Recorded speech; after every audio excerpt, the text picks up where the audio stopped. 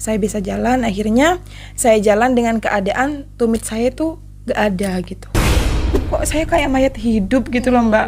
Karena udah gak bisa ngapa-ngapain kan. Paling jauh kita sempat ngirim ke Singapura. Ke Singapura? Betul. Wow.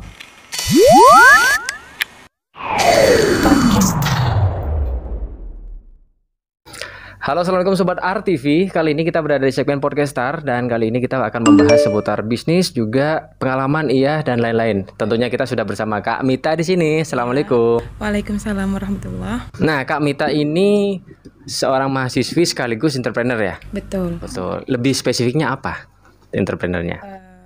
Hijab. Hijab ya? Fashion muslim. Oh, fashion muslim. Oh ya, emang digandrungi dan lagi hype ya sekarang. Ya. Nah, tapi kalau boleh tahu usianya Kak Mita sendiri berapa sekarang? Sekarang Iya. udah berkepala 2. Oh, bagaimana?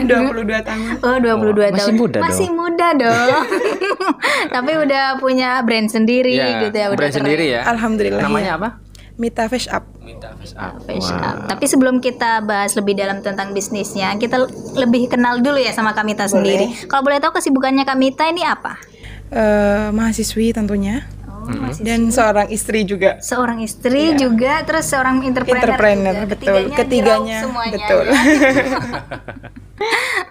Tapi kayaknya Kak Mita katanya punya suatu kejadian gitu waktu kecilnya dulu yang akhirnya juga mempengaruhi aktivitas Kak Mita sih waktu ketika SMP, SMA kayak gitu ya. Kalau boleh tahu apa sih kejadiannya waktu itu? Waktu itu saya kecelakaan. Itu waktu saya usia TK, pokoknya saya lupa apa 6 atau 7 tahun gitu. Nah, saya kecelakaan. Itu kronologi kejadiannya, saya dibonceng orang tua saya, abi saya. Posisi saya di tengah dan belakang ada Umi. Nah, waktu jalan itu sampai di daerah Badung. Nah, di situ saya merasa di bawah di bagian kaki kok kayak ada angin ya gitu. Nah, pas di situ dit katanya Mbak bunyi kayak gitu. Duh, apa gitu. Saya tuh nggak nangis waktu kejadian itu. Cuman pas abi mau jalan, mau ngegas itu kayak cekak gitu loh, Mbak. Nggak bisa gerak? Iya.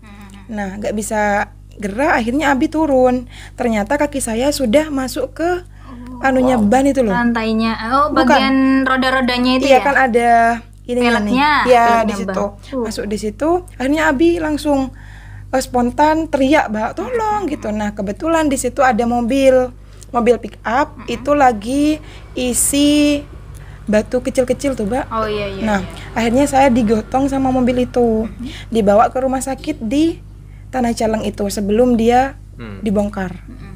Nah, di situ ditangani di sana. Setelah penanganan beberapa minggu, keadaan kakinya saya ini kan posisinya di tumit ya, bagian tumit itu busuk. Gitu. Nah, akhirnya mencari cara gimana untuk penanganan selanjutnya. Agak mungkin dibalikin ke tempat yang sudah busuk tadi Berarti gitu. pas ketahuan busuknya tuh pas lagi di rumah? Di rumah udah bau tuh, Mbak. Oh. Tapi Kak Mita sendiri nggak merasakan kakinya kenapa gitu? Enggak, kan masih anak-anak gak ngerti juga iya kan. Cuma aromanya dari segi aromanya. Dilihat lah, ternyata udah bernanah, udah hitam juga. Akhirnya dilarikan ke rumah sakit umum. Di sana dibersihin dengan tidak ada bius ya. Saya itu teriak-teriak waktu disikat karena sakit kan, Mbak, posisinya. Saya didampingi sama om saya sama abi saya di situ, teriak-teriak. Akhirnya dibersihin, setelah itu pulang. Nah, setelah itu proses pemulihannya biasa kan, masih dulu itu, Mbak, belum ada obat-obat semacam sekarang lah, masih kuno gitu kan. Tetap diobatin, akhirnya kering-kering. Saya udah bisa jalan 1 tahunan lebih itu. Saya bisa jalan, akhirnya saya jalan dengan keadaan tumit saya tuh gak ada gitu. Oh, berarti kayak jinjit? Enggak, posisinya gak jinjit, cuman bagian tumit itu gak ada. Oh, kosong. Wow. Akhirnya Umi sama Abi kan kepikiran saya anak cewek. Posisi kaki seperti itu. Saya pun gak pede gitu loh, Mbak, kalau teman-teman lihat gitu. Nah, dari situ saya pakaiannya itu gimana yang menutupi luka tadi. Jadi saya menghindari pakaian celana gitu-gitu.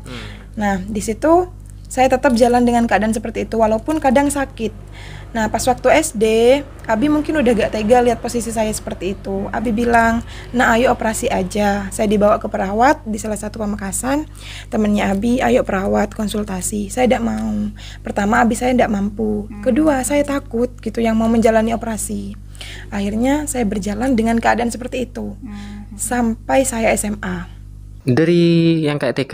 Iya, dengan posisi seperti itu. Bertahun-tahun ya? Bertahun-tahun. Berarti kamu capek dong ya kalau jalan tuh cepet capek merasa. Betul. Ya gitu Mbak, malu lah gitu ya. Saya kan cewek gitu. Jadi pas SMA itu saya operasi bukan karena malu ya. SMA itu kok kerasa banget bagian tumpuan yang sering ditumpu tuh keras Mbak. Oh iya. Nah bilanglah ke Abi, Bi kaki saya udah sakit gitu. Sama Umi juga. Akhirnya sama Abi cari solusi. Rembuk sama emas saya yang perawat. Akhirnya beliau rembuk juga sama dokternya. Dia akan tugas di rumah sakit, suruh ke Surabaya. Nah kontrol lah Mbak ke Surabaya, di salah satu rumah sakit Surabaya. Akhirnya waktu itu kan saya sudah mulai mengerti, bukan anak-anak lagi. Diberilah gambaran, gali lubang tutup lubang, kata beliau seperti itu. Saya udah merinding kan, gali lubang tutup lubang maksudnya apa gitu, masih kan belum ini. Kan? Iya.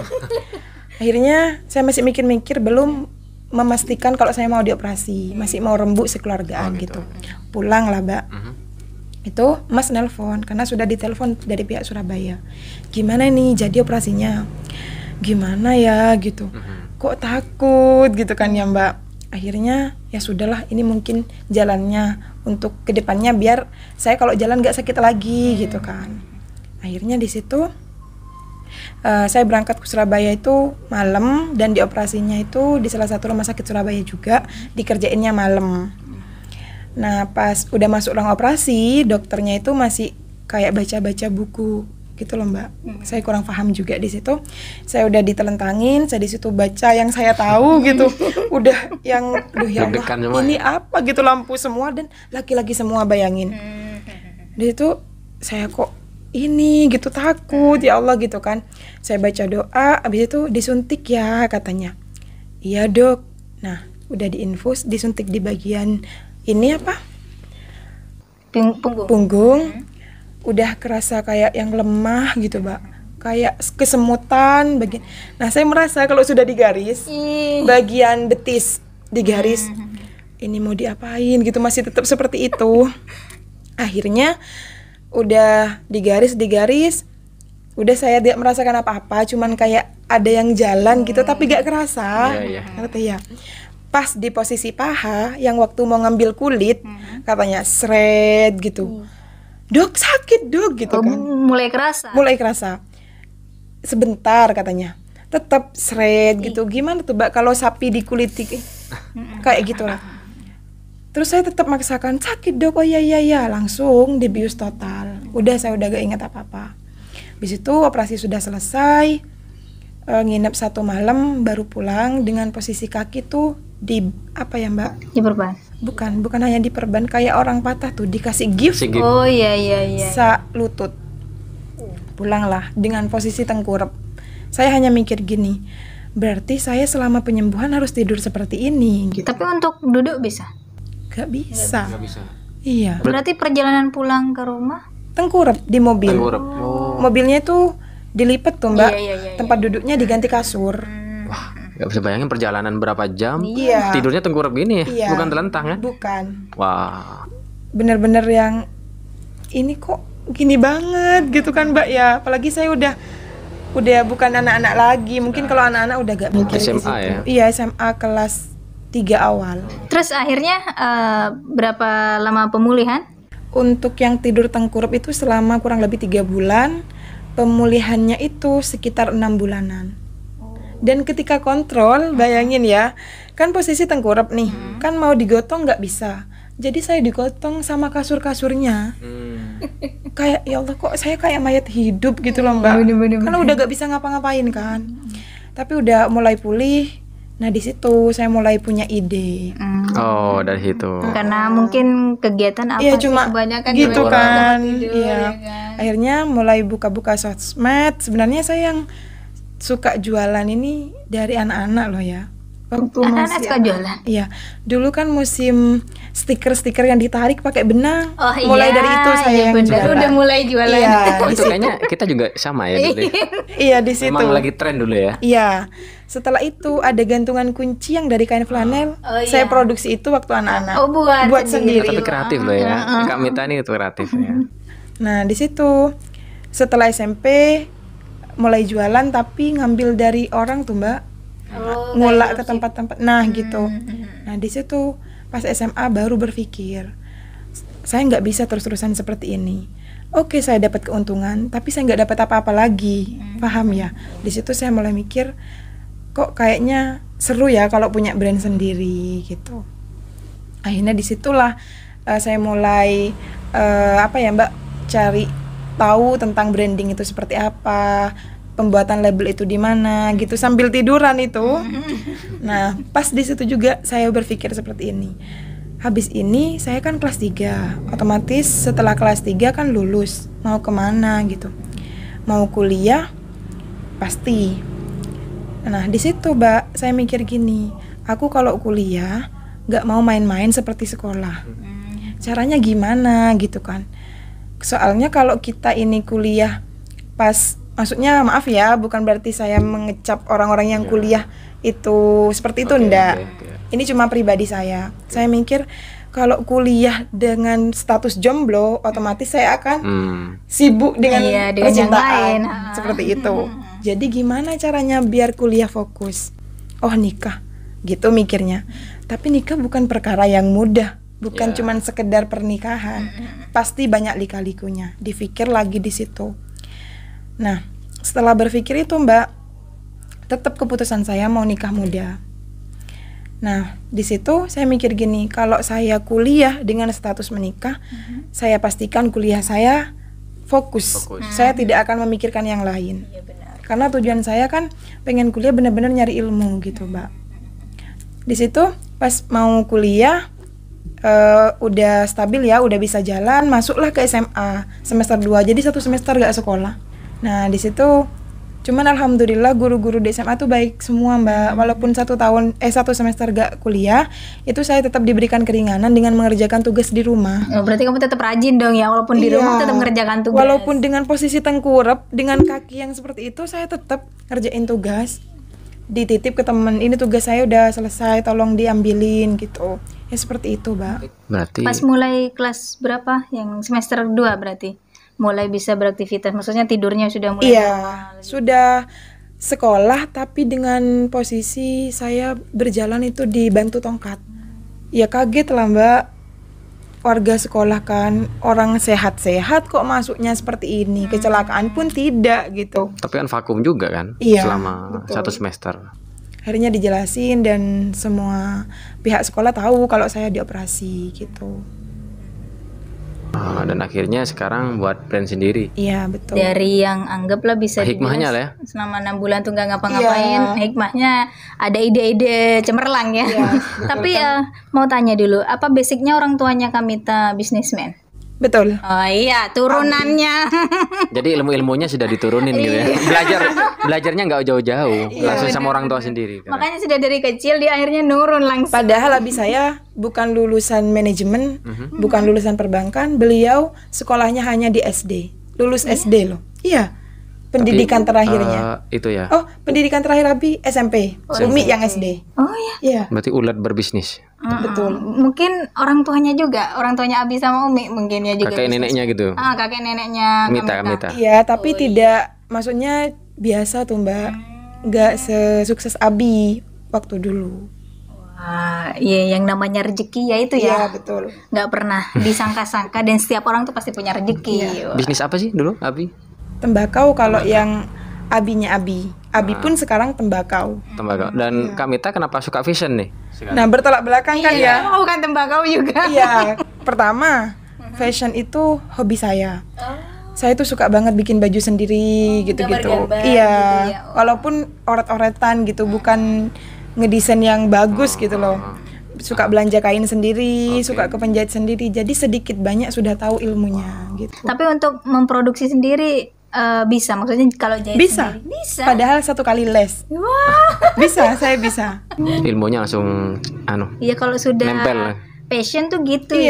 Iya, walaupun capek tapi happy. Iya bener. Nikah usia berapa waktu itu? 20 tahun. 20 tahun. 20 tahun. Oke. Oke. Kalau yang punya brand memang sebelum nikah, tapi yang jalan setelah nikah. Mulai jalan setelah menikah. Oh iya. Bukan hal yang mudah ya Mbak, di usia itu sudah punya suami. Bukan punya suami Iya, juga. bukan hal yang mudah, tugas-tugasnya juga. Dengan kesibukan yang luar biasa, masih jadi mahasiswi aktif pula waktu itu. Umur 20-an berarti semester 2. 2 Iya. kuliah. Karena memang dulu waktu SMA niatnya nikah muda pas waktu masuk kuliah. Oh gitu. Qadarullah Allah berikan jodoh di usia semester 2. Pas mau ke semester 3 itu pernikahan saya. Itu kalau boleh tahu kenalnya dari mana sama suami? Memang sempat kenal, tapi beliau akrab dengan abi saya. Oh, kenal hanya sebatas kenal karena sama Abi ya berarti. Enggak, sebelum kenal dengan abi, kenal dengan saya dulu. Terus beliau juga kenal dengan abi karena bisnisnya ini, gitu. Bisnismen juga. Wah, jodoh nggak kemana ya. Kayak datang sendiri gitu. Iya, betul. Nah, di situ udah nikah semester 3 itu umur 20 tahun. Nah, di situ tuh Mbak banyak banget lika-likunya. Apalagi kan saya tinggal di pedesaan. Terus orang-orang tuh pada bilang gini, ngapain kuliah? Kan udah nikah.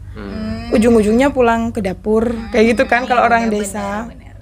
Terus saya tuh tetap semangat sama suami, udah gak usah dengerin orang, lanjut pendidikan gitu. Beliau juga ngedukung apapun yang saya mau, asalkan itu masih dalam hal kebaikan, beliau dukung gitu.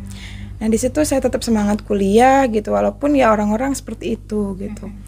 Dan bukan hal yang mudah juga ketika kita mau berbaur dan posisi kita sebagai istri gitu kan, ya harus memilah dan memilih teman, terutama yang lain jenis kan Mbak. Seperti itu. Ya alhamdulillah saya meskipun menikah tetap kuliah aktif, tetap lanjut kuliah dan bisnisnya juga sampai sekarang saya sudah mau wisuda gitu. Alhamdulillah ya. Tapi maaf ya dipotong Iya, dulu. boleh. Jadi kenalnya sama suami karena dijodohkan ya? Kalau bilang dijodohkan sih enggak. Enggak murni dijodohkan berarti ya. Berarti sudah kenal. ada rasa nggak sih? Maksudnya untuk kan gini, kita kenal sama orang hanya biasanya kenal aja dan nggak ada perasaan apa-apa gitu. Untuk menjalin itunya tuh kayak gimana sih? Sebenarnya saya sudah ada rasa sih sebelum itu gitu. Terus sama Abi juga ya apa ya Mbak, istilahnya itu ya dijodohin gitu. Kamu sama ini aja gitu kata Karena tangannya di Abi tetap kayak gitu. Iya, karena kan mau kita dengan siapapun, kalau orang tua kita gak mau kan kita nggak bisa apa gitu. Jadi saya ikut orang tua gitu, Mbak. Abi bilang seperti ini, monggo gitu. Mungkin ini yang terbaik gitu. Ya, berarti memang dari situ sama saling mensupport ya. Betul. Sama-sama saling mensupport dan akhirnya bisnis terus berjalan. Iya, sampai sekarang alhamdulillah. Berarti pas nikah itu mulai diskusi sama suami dong ya? Iya, untuk menjalin betul. bisnis ini. Gitu. Iya. Berarti suami langsung setuju? Ya saya bilang gini, ini hobi saya. Saya suka fashion, saya pengen lanjutin ini. Iya, saya mendukung penuh asalkan ini demi kebaikan juga. Maksudnya tidak bertentangan gitu loh, Mbak. Bahkan beliau yang sering bolak-balik nganterin ke Surabaya buat kulaan. Terus yang gotong mesin gitu kan bukan barang yang ringan, Mbak. Beliau yang gotong dari toko ke mobil gitu. Sampai segitunya gitu, saking supportnya saya gitu. Tapi kalau orang tua memang langsung mendukung? Oh tidak. Oh tidak. Bahkan ternyata. tidak mau. Oh tidak mau ternyata. Iya. Karena menurut Abi kalau sekolah ya sekolah aja seperti itu. pendidikan dulu ya. Takut Gitu. mengganggu gitu ya. Betul. Sampai sekarang? Oh kalau sekarang malah mendukung penuh. Maksudnya Abi sama Umi itu mulai mendukung pas melihat perkembangan bisnisnya kayak gimana? Waktu itu sudah mencapai di mana? Pertama kan nggak ngedukung sama sekali, nggak ngemodalin. Saya modal sendiri pakai uang tabung itu. Kalau boleh tahu berapa tuh nominalnya dulu? Dulu waktu SMA sekitar 500.000. 500.000. Iya. Akhirnya pas waktu nikah itu mulai kan udah punya uang dari yang pernikahan juga, itu dibuat modal ke situ juga beberapa persennya. Berjalanlah bisnis ini sampai di pondok pesantren gitu, banyak pesanan seragam gitu loh Mbak. Akhirnya mulai curhat di situ. Bi, alhamdulillah ini udah ada yang pesen 500 piece. Beliau tetap yang masih yang no comment gitu loh, Mbak. Gimana lagi caranya ya Umi? Jadi Umi pelantara Umi yang sering tiap hari ngoceh. Ini bisnis anaknya udah mulai berkembang loh, gini-gini katanya. Akhirnya suatu ketika Abi bilang kalau butuh modal, Abi siap ngemodalin bilang Sudah gitu. mulai ada titik Iya, terang betul, gitu. betul. Nah, di situ Abi memberikan modal untuk beli mesin. Akhirnya saya beli mesin dan punya karyawan sampai sekarang tentunya. Kalau dulu berapa karyawannya? Pertama kali buka konveksi satu. Satu aja gitu. Satu.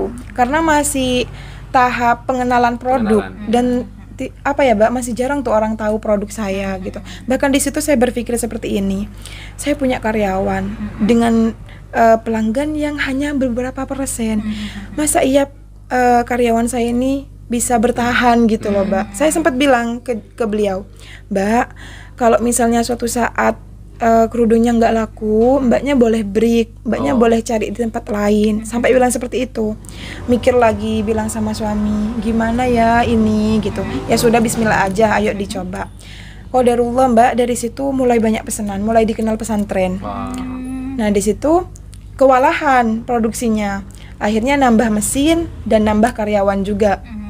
Sampai sekarang alhamdulillah sudah laku puluhan ribu produknya. Paling jauh kemana? Paling jauh kita sempat ngirim ke Singapura. Ke Singapura. Betul. Wow, keren. Kalau sekarang berapa karyawannya? Kalau sekarang keseluruhan ya ada sekitar 10. Wah, Dari 1 jadi 10. Iya, betul ya, bukan jadi double tadi, berlipat-lipat sudah Betul. ya. Wah. Kalau mungkin kok bisa sih di order sampai ke Singapura, gimana sih ceritanya itu, Kak? Saya kan melek teknologi, Mbak.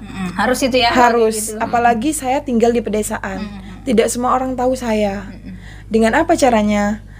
Promosi, endorse. Waktu itu saya endorse ke salah satu YouTuber.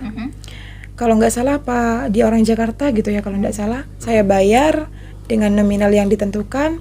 Beberapa hari setelah itu ada yang nge-DM dengan bahasa Inggris dong, Mbak. Maksudnya apa gitu? Cari Google Translate. Dicarilah. Oh, ini minta nomor WA. Terus nanya tentang produk juga, kok bisa gitu.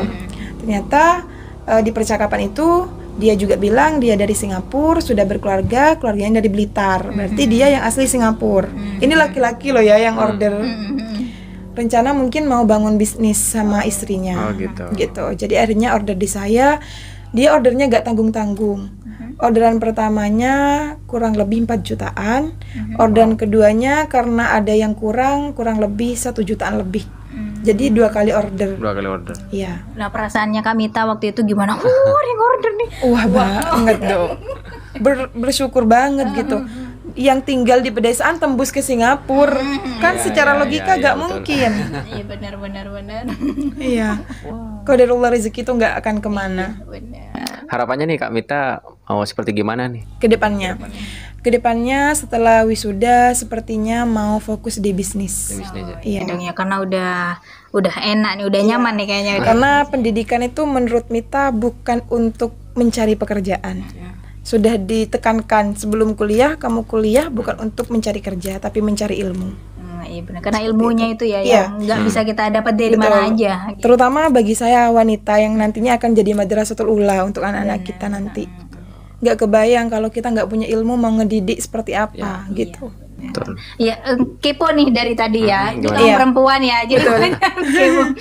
Kalau boleh tahu, kalau ini nih tipe hijab yang kayak dipakai Kak Mita sekarang. Yang lagi dipakai, yang lagi ngetren banget 2021 ke 2022. Oh iya, kalau kita lihat ini bahannya nggak nerawang kayak biasanya ya. Iya, memang berbeda. Nama pun berbeda. Oh iya. Oke. Iya, lembut ya. Kalau yang ini? Nah, yang ini tipe pasmina yang tembus ke Singapura. Oh, ini yang dia. Iya, yang 2021 kan emang lagi gencar-gencarnya pasmina kan. Oke, kalau yang ini lucu-lucu nih. Nah, kalau yang ini ikat rambut Ikat rambut sama yang besar nih. sama karena ada tipe ukurannya. Oh iya. Kan ada orang yang suka yang besar, yang kecil gitu. Di situ seleranya masing-masing betul. ya berarti. Oh, berarti di tempatnya Kak Mita juga ada aksesorisnya semua ya? lengkap. Wah, lengkap. surganya wanita banget. Betul. Ya. Sampai bilang niatnya mau beli 1, pulangnya Iya, bawa iya 10. bener. Apa aja nih yang ada di tempatnya Kak Mita yang bisa Kalau di-order? yang fokus di produksinya itu baju sama hijab. Baju sama hijab. Iya, tapi kalau untuk aksesoris dan lainnya juga menyediakan. Menyediakan. Berarti requestan orang-orang bisa. Boleh. Bisa ya. Kalau mau seragam kayak pernikahan itu biasanya kayak gitu. Oh, gitu. Nikah pun kemarin akad saya bikin sendiri. Wah. Iya. Desain sendiri. Iya, beli kain sendiri gitu. Kalau desain dari orang bisa juga ya requestnya. Boleh, misalnya mau nunjukin gambar, mau bikin seperti ini, ukuran seperti ini, boleh. Welcome gitu. Karena produksi sendiri. Keren ya. Keren-keren. Nama Instagramnya mungkin? Sama dengan ini, Mita Face Up. Iya. Oke, bisa langsung kepo-kepoin ya buat Sobat RTV yang ingin Ada TikToknya juga, kita udah jualan di Shopee, TikTok. Wah, lengkap ya. Semuanya. Iya. Jadi kalau males yang mau jalan tinggal order aja ya. Nah, apalagi yang punya ide bisa langsung konsultasikan dengan Kak Mita Iya, ya. kalau misalnya pengen baju seperti Iya. apa gitu. Nah, tuh. Konsepnya Jadi gitu. jadi gak hanya sebatas membeli, tapi kita juga bisa konsultasi ya. Enaknya kayak gimana sih yang cocok ya? Iya, gitu. misalnya- Itu aku banget. Hal itu berangkat dari diri saya sebenarnya, Mbak. iya. Kalau beli di toko kan kurang ini, kurang ini. Oh iya, Jadi sama makanya kayak buka saya. request kan gitu. Enak banget nih. Apalagi kalau udah ini mau lebaran, Oh, requestan iya, orang-orang banyak banget sampai di stop sebelum Sebelum iya. lebaran ya. Sebelum lebarannya udah nge-stop ya. Amin 15 sudah gak menerima. Udah banyak banget gitu. Tapi yang pasti nih Kamita biasanya kalau buat baju tuh biasanya penjahit, maaf ya penjahit, tapi memang rata-rata molor-molor. Kalau di Kamita enggak? Enggak. Wah, mantap Karena ini nih. Mita yang ini gitu, Mita yang punya janji dengan klien, penjahit di belakang gitu. Harus on time ya Iya. berarti. Wah, keren. Kalau misalnya 1 minggu, Hamin 1 minggu saya udah dijemput barangnya gitu. Karena untuk yang produksi baju itu nggak stay di tempat produksi saya, tapi stay di rumah mereka masing-masing gitu. Oke, berarti bisa jadi pelajaran juga nih ya untuk mungkin nggak semua penjahit yang molor, tapi dengan Kebanyakan. adanya dan dengan adanya deadline seperti itu kan kita tahu kalau kita membuat pakaian terkadang kita mau dipakai untuk hari acara itu kan. Masih molor kan gimana? Iya, kecewa kan pastinya. Bener. Nah, ini salah satu nilai plus nih untuk di Mita Face Up nih kan kayak gitu. Karena saya lebih mengutamakan kenyamanan customer. Keren. Betul betul. Ini nih, jadi wajar gitu kalau bisnis Kamita tuh terus naik. Alhamdulillah. Semoga kedepannya terus naik gitu ya. Alhamdulillah. Amin. Dan buka Karena cabangnya sudah di mana-mana nanti. amin, amin. Karena saya itu menerapkan sistemnya itu seperti yang Rasulullah ajarkan. Jadi harus jujur. Oh, iya benar. Kalaupun ada noda kecil saya foto loh Mbak, dikirim ke customer, Kak ini mau ada nodanya gitu. Dengan ketentuan saya kurangi harganya kalau memang mau. Sampai teman-teman, ngapain dikasih tahu, gak usah gitu. Enggak, aku lebih baik jujur gitu. Karena konsepnya saya seperti ini Mbak. 1000 kebaikan yang kita lakukan akan hilang dengan 1 noda kecil yang saya tutupi. Paham ya? Iya benar. Dan biasanya kan memang orang tuh kalau customer tuh ya dikasih tahu dulu, misalnya si Mbak Mita kayak yang tadi dikasih tahu. Jadi kan kita kan itu jadi nilai plus. Oh iya ya, orang ini nih jujur. Jadi ketika kita sudah berinteraksi dengan orang yang jujur, kita kan akan merasa nyaman gitu, dan akan repeat order. Betul. Karena yang diharapkan repeat ordernya, betul. Mungkin berarti Kak Mita ada yang ingin disampaikan dari awal sampai sekarang, apa sih yang bisa disampaikan kepada yang lagi nonton nih buat Sobat RTV? Pertama dari bisnis ya. Mulailah sesuatu itu dengan niat yang baik dan usaha tentunya diperkuat dengan doa. Insya Allah apa yang kita inginkan Allah pasti berikan. Yang kedua kepada pendidikan itu sendiri. Pendidikan itu perlu dan penting. Walaupun kita sudah menikah, tidak ada alasan untuk kita berhenti berpendidikan.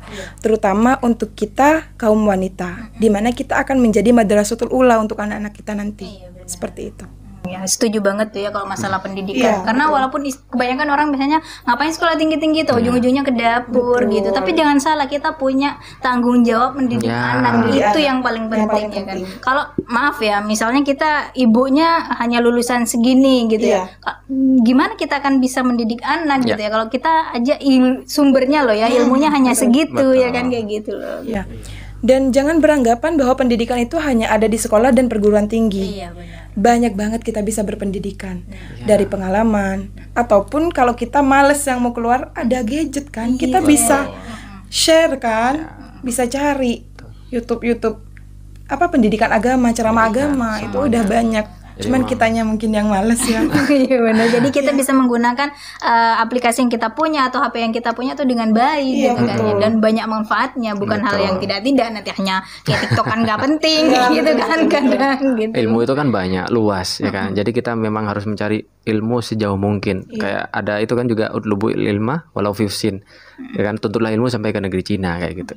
Wah, berarti kita memang ilmu itu penting banget untuk semuanya, umur berapapun kita ya kan. Iya, betul. Dan untuk sobat RTV yang mau ada rencana mungkin kayak Kamita nikah muda, jangan takut Iya. ya kan. Ini buktinya gitu loh kan. Kita pasti bisa. Menikah itu bukan halangan, justru support apa ya? Support system gitu ya untuk kita ke depannya gitu kan. Dan itu bisa menjadi apa ya? Tumpuannya kita, curhat kita gitu kan. Suami kan bisa jadi segalanya kan ya. Ya teman, oke. Semuanya pokoknya. Oke, betul banget. Terima kasih sudah berbagi pengalaman Kak Mita ya. Dan jangan lupa juga dicobain ya Oh, hijabnya iya. Kamita gitu ya. Kalau pengen tahu sama produknya Kamita bisa langsung dikepoin di Instagramnya. Nanti kita akan sediakan di deskripsi di bawah. Boleh. Langsung di DM-in ya. Yang mau tanya-tanya dulu boleh ya, Boleh curhat-curhat dulu ya, banget. konsultasi dulu Iya, ya. perkenalan gitu. Oke, terima kasih. Semoga Ya, dari dulu sampai sekarang ada hikmahnya ya kan, dan bisnisnya semakin lancar. Amin, amin. Dan semoga kita semua diberi kesehatan ya kayak gitu. Oke, terima kasih. Dan buat sobat aktif yang nonton, ambil positifnya, buang negatifnya, dan semoga suka dengan tayangan kita kali ini. Dan see you in the next video. Bye bye. Assalamualaikum warahmatullahi wabarakatuh.